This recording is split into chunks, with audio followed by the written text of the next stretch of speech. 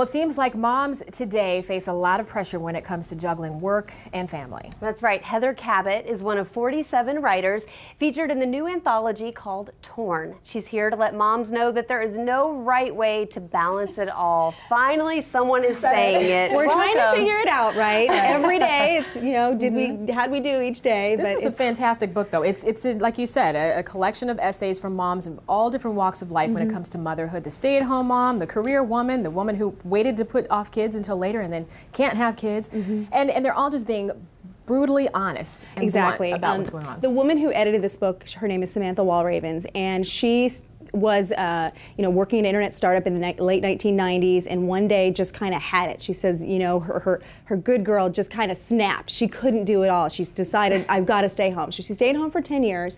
And then she said, you know, I'm really interested to know if other women are feeling the way I am, really conflicted about the choice that she made to stay at home. And so she started reaching out to women writers like myself, and she put together this collection. And as you said, it really runs the gamut of every possible choice. And I think what I felt after reading all of the essays by really these wonderful writers, it made me feel like not so alone anymore. Yes, it's okay. And that, exactly, the fact that they're so candid about it. I mean, I think a lot of the women in this book say things that we wouldn't necessarily think to say. Maybe we want to say them out loud, but we don't.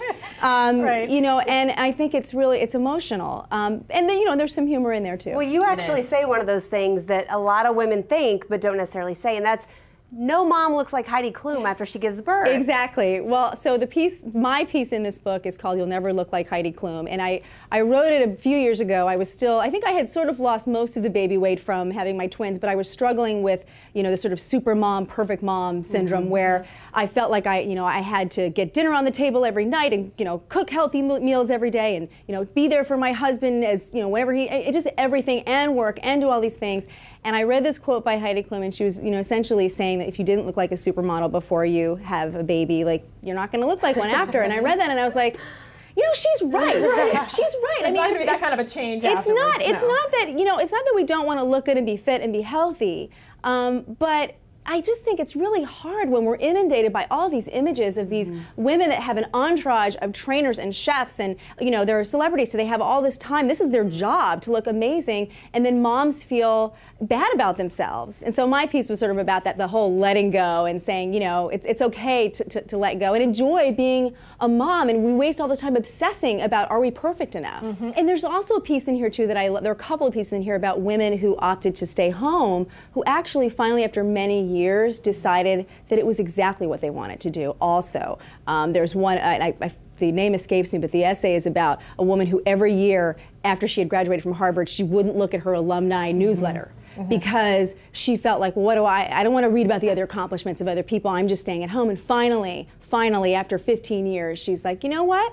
What I'm doing is really important. It's the most important job in the world. And why should I feel bad that I've decided to opt out? Do you think that too much responsibility is put on women? I mean, Rhiannon probably hears my mouth every single morning when I come in. I'm like, oh God, I had to get this done. I was trying to do this. And, you know, I'm just trying to decompress. She relaxes me, calms me down. Do you think too much? Well, here's the thing. And again, if you know, several of the essays later in the book are also from older women who talk about it's the messages that we got growing up in the 70s. In fact, a couple of the women actually were those women, and saying, did we do a disservice to women our age by saying to them, yes, you can have it all? Because I personally think you can, but maybe not all at the same time. And I think in reading this book, maybe people will feel that that's okay. Right, you know, very it's difficult okay to let go. A great message for moms at home. Thank you. To read more about the struggle that all moms face to balance work, family, and everything else in between, make sure to pick up a copy of Torn. It is available now.